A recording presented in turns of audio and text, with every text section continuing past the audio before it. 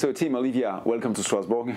Thank you. It's so great to welcome you with this very ambitious film called Theory of Everything. I think it's a second feature. It is. It's kind of my debut feature as well, because my first film was not commercially distributed anywhere, even though it was in Venice in Critics Week almost 10 years ago now. But this is my first real cinema film, yeah. And so 10 years, it seems like it takes a lot of time to build such a film. It's really ambitious. It's a period film. It's set in various places and with many characters. How did you feel about doing something that's big as a second film? I don't know. It was like this idea I had very long time ago now, and I had this German title in mind, The Theory of Everything. It's obviously not the Stephen Hawking's film. It's that title wasn't taken in Germany, but I really loved the title, and together with it came the idea to make a black and white film with skiing physicists. I didn't have the story by then, but it just felt so inevitable. Like, I saw the film before my eyes and the way it felt, and so it took a lot of time and find the right locations and find the right co-production partners and also finding the right actors, and I wasn't very experienced with this kind of medium to big budget filmmaking, so I think that's why it took some time. But then also it was it was postponed also because of COVID. Obviously. So I think obviously like films can take and often take a long time, which actually I think is really like positive in a way to have that. I mean, so I'm sure I know it's also sometimes very frustrating to have to wait and to have, to struggle to get the finance for film and stuff. But I also do think that this kind of length of maturation that you get from like years of like thinking about something can be very positive. But also for this film, it was postponed quite a few times because it was meant to be filmed just as COVID happened. So it was then, and because it's obviously in black and white in a snowy landscape, you can't really turn it into a summer film. It would just not be the same film. So there was like a time window of I think 6 weeks where it was possible to shoot with some kind of reliable snow situation. So that was the thing. But I agree with Olivia, because there are, I think underneath this film there are already like 3 alternate versions which we could have done before, but this one is better, I think, just for the fact of it being postponed. But let's not talk about that. So it was just. When did you come on board? So I read the script in 2019. I think it was like December, and then we were meant to meet at the beginning of 2020, and then COVID happened, so then we couldn't, and we eventually had a Zoom meeting. Yes. It was the beginning of the whole like Zoom craze. So then we had a Zoom meeting, and I mean I was on board as soon as I read the script, so I read it and I was like yes. And then obviously we then only met in person later, and then it was postponed a few times, but so that was also, I also had in a way that kind of like being with a film for a long time, which I actually quite enjoy, because I feel like for me it hasn't happened that often. Often it's like, you get on board quite quickly and then it sort of like goes, and I actually think like to be able to sort of daydream with a film for 2 years is like kind of a privilege really, because it kind of like gets to just sort of like get in a sort of deeper level. It's amazing that you say daydream, because your character is like this. It's like a daydream. It's a character that appears and vanishes by time to time. Yeah, and there's a lot of stuff that's not revealed to the audience. There's a lot of things that's like kept within. So yeah, I think it's maybe particularly true with that character that it's nice to have them in the background. Yeah. But not everything is revealed, and then, it's also true for a story, for the background, and so. But still, it's as it really works on a melancholic level. The movie totally works with the audience, I think, even if it doesn't get all the theories, and so I think it's a very emotional film. Oh, well, thank you. Sometimes it strikes me as emotionally cold at first viewing, because there's so many layers of emotions, and I think also the fact that we collaborated had to do with the fact that Karin's character is kind of the emotional core of the film, even though she appears so little in the film, and some of the stuff that happens on the surface has nothing to do with her. So I don't know. It's very layered, obviously, and you cannot grasp the exact emotion that the film wants from you all the time, because the music is very loud and pathetic. It's a bit strange. You don't really know what the film wants from you. Sometimes you're allowed to laugh. Sometimes I don't know. Like, I wanted to make a film where you're never quite sure whether to take the character seriously, where you also take the genre seriously at the same time, but also undermine it. And it's so there's a lot of tonal shifts in there. And the only thing that's kind of stable in there is Karin's story, if you really look at it. But it's hard to get on first viewing, I think. Yeah, but it's also yesterday we were actually talking about this, how much she's connected to the music of the film. And also I think, and that's kind of the case maybe also in your first film, that like the emotion is sometimes not like obvious, but is very present through the music. And obviously because she's also a musician, and then also she has her theme, like musical theme that Diego composed. So there's I think the emotion really lies within the music. And actually it's really interesting because we were talking yesterday about how like one of the pieces that I play is the couperin piece, Les Barricades Mystérieuses, and I had, again, that was kind of great to have this length of time, because I then was like, you know, in lockdown at my parents' house who have a piano, so I was like, okay, great, then I have time to actually work on this, which often you don't have. And then I was talking to a musician friend of mine, because I was struggling to get the speed of the couperin, and I was like, well, maybe I could just slow it down, and then it would be kind of like maybe a bit more melancholic and stuff. A bit more romantic. Yeah, and I was like, it kind of works if I slow it down, doesn't it? And my friend was like, well, actually, of course you can, but the thing is, couperin is Baroque music, so it's before Romanticism, it's before Chopin, it's before the emotion being like, psh, emotion. You know, there is emotion, but it's kind of held.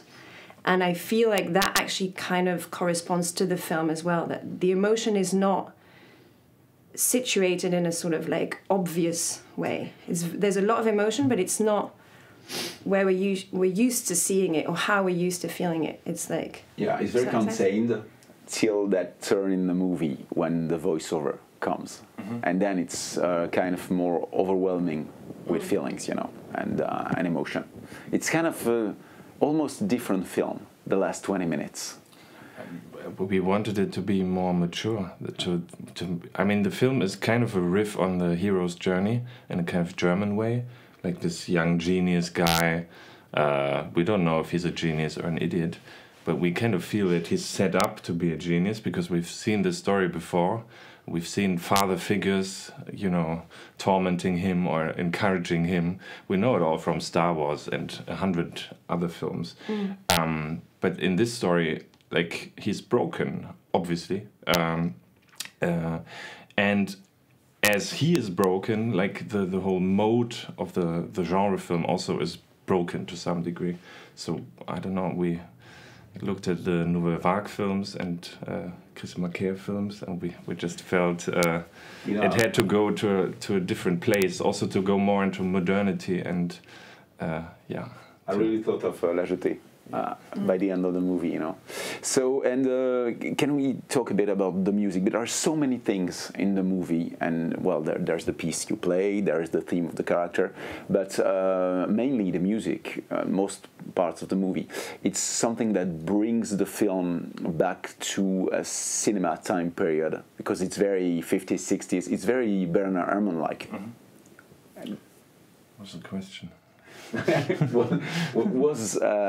Did you work on it that way? Like, let's do 50s music, like Bernard Herrmann kind of music in the great Hitchcock movies or so?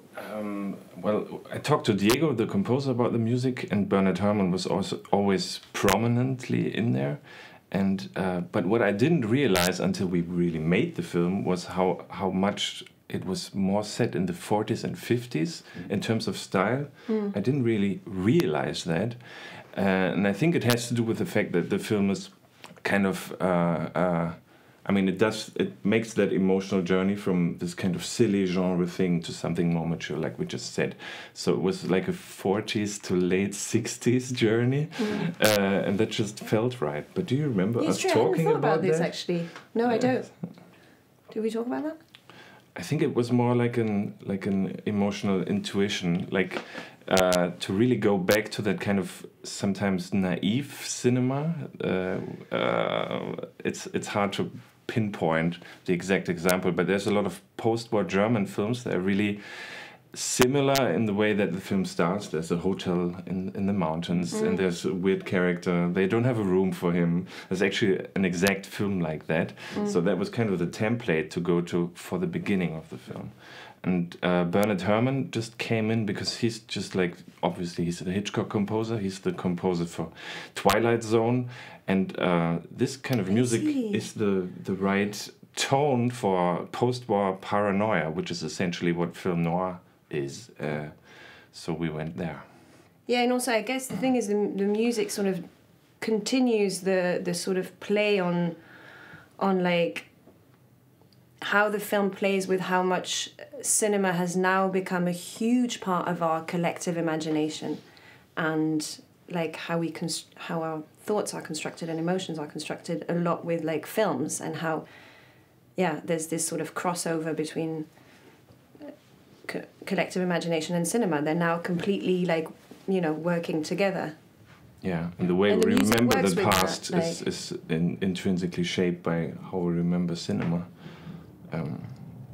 And in private life, also photos and stuff, you know, you're like, oh, I don't know if I remember this or if it's a photo that I saw. Like, I think this sort of like capturing of images now has a huge influence with how we remember and how we imagine. Yeah. And talking about this kind of era, this kind of period, you portray a 40s, 50s character. Oh, it's in the 60s, actually. It's the movie set in 1962. Did you go back to some conscious references, some actress you wanted to be inspired by? No, I didn't, actually. I mean, we spoke about this a little bit more, actually, with Amelie. We worked with a coach, me and Jan and Timm together. We had a week of...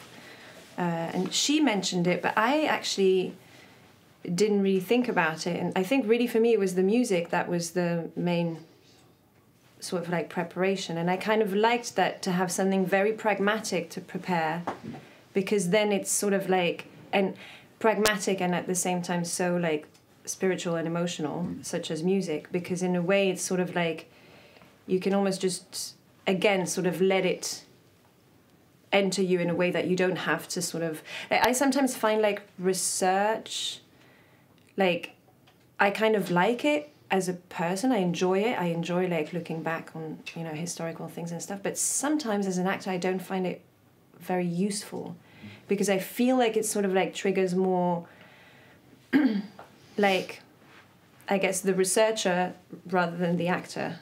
And sort of, do you know what I mean? It's more of a mental thing, and I feel like that's not always the most helpful thing to... I mean, I still do it because I enjoy it, but I think from the acting standpoint, I don't always find it the most helpful. Unless maybe sometimes more like poetry, you know, like reading poetry of a certain time or things like that. But we were going to say something.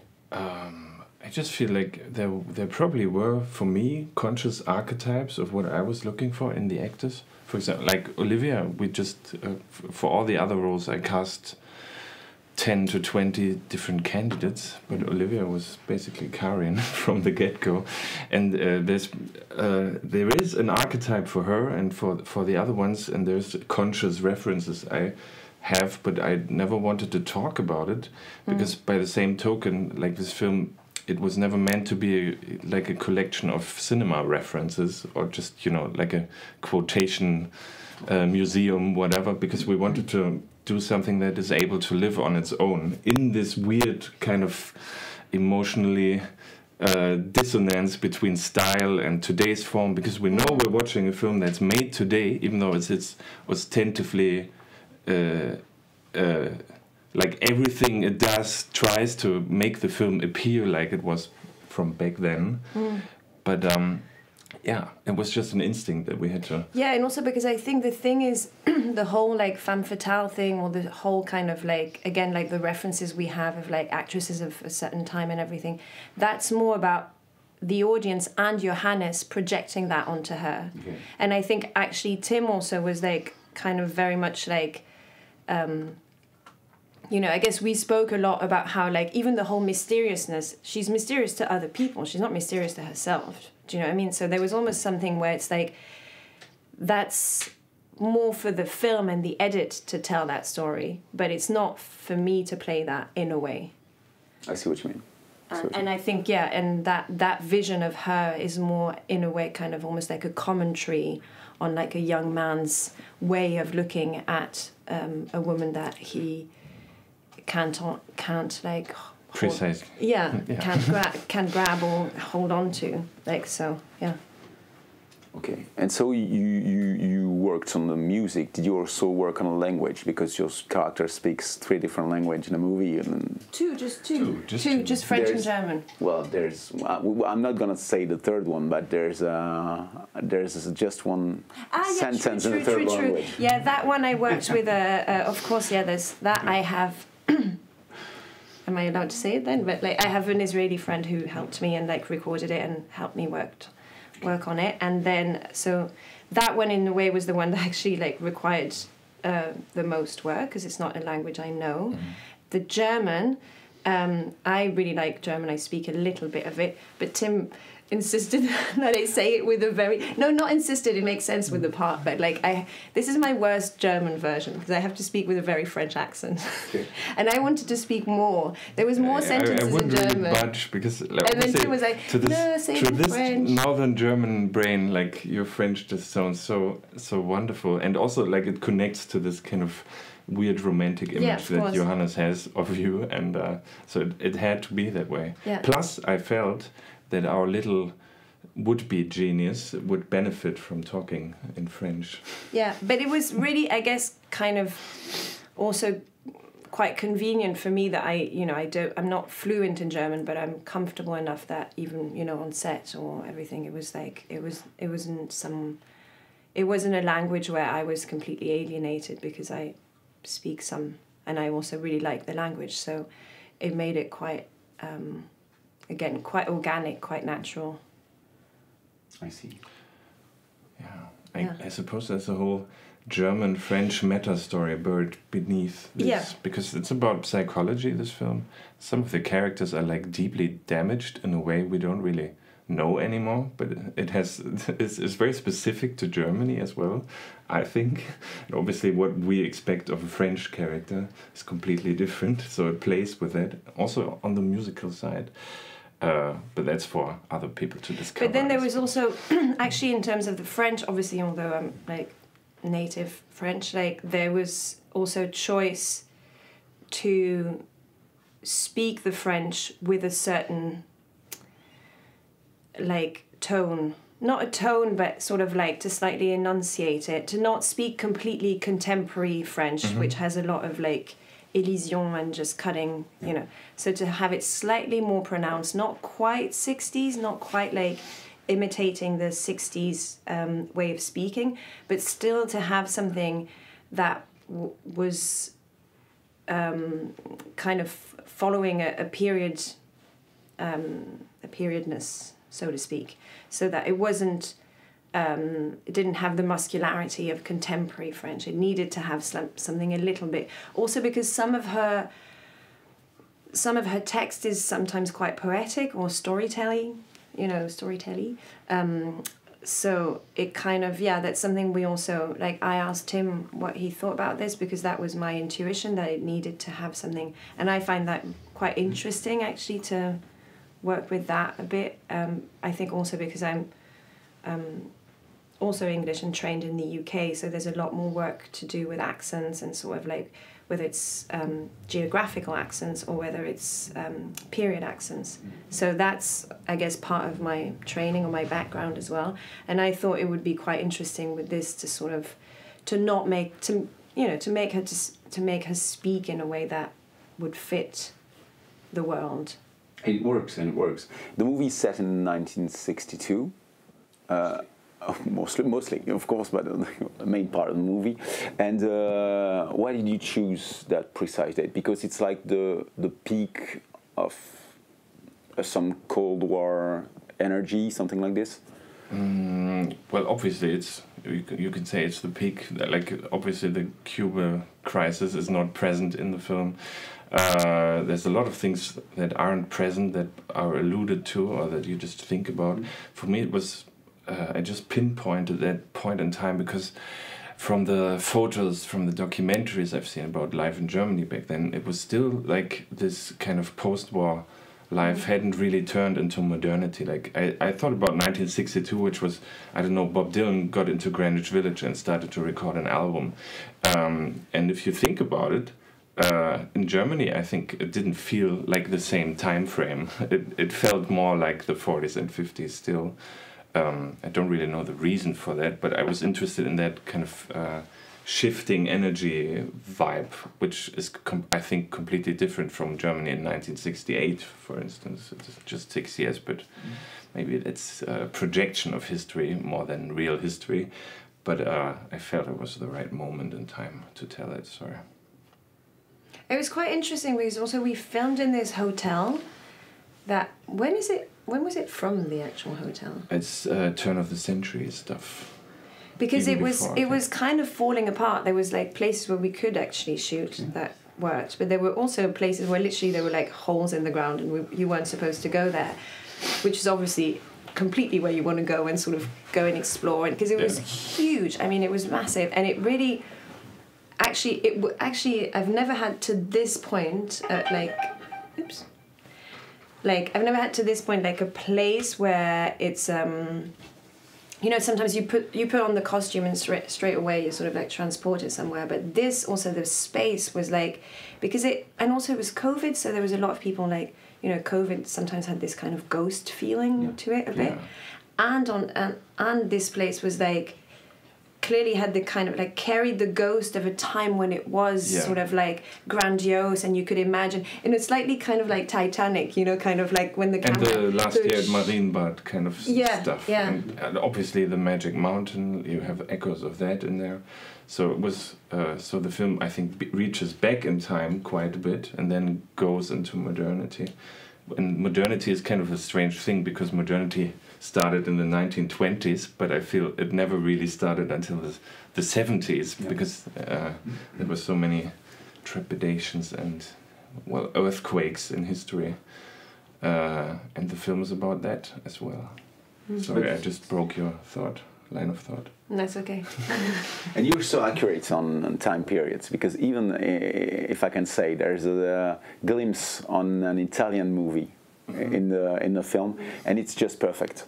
The music, At this point, I have to thank Roderick, my screenwriter, because he's responsible for a lot of this film. He's kind of the plot mastermind behind this, for the metaphysics, but also specifically the epilogue and this specific scene. It's kind of, how do you say, it's a safety net for the film, I felt, because I never really knew how this was going to turn out, the genre aspect. We kind of see it's not a black hole, but there's an anomaly beneath the mountain. There's something there. And I never knew how that was going to turn out. So it was to be honest, a safety net to have that in the film, like a wrong film made about that reality, which we've just witnessed. And there's something so comedic and tragic about seeing that story kind of misinterpreted and also mirrored in a way, and I feel that's for some reason strangely the most emotional scene. I was actually going to say that because actually I think there's a lot of that in Chekhov as well, right? Like this kind of like, it's hilarious and it's tragic at the same time, and somehow there's something that sort of like is I find very sharp, because and I feel like, I'm sure we all have this sometimes, that like some of the most tragic moments, or sort of in your life, especially in your sentimental life, there's something where you can also see how ridiculous it is, and that sort of makes it even more painful. So it's sort of like there's something, I think, that playing with like the tragedy and the comedy of it is like, I don't know, sort of goes like, it's quite like an arrow in the heart.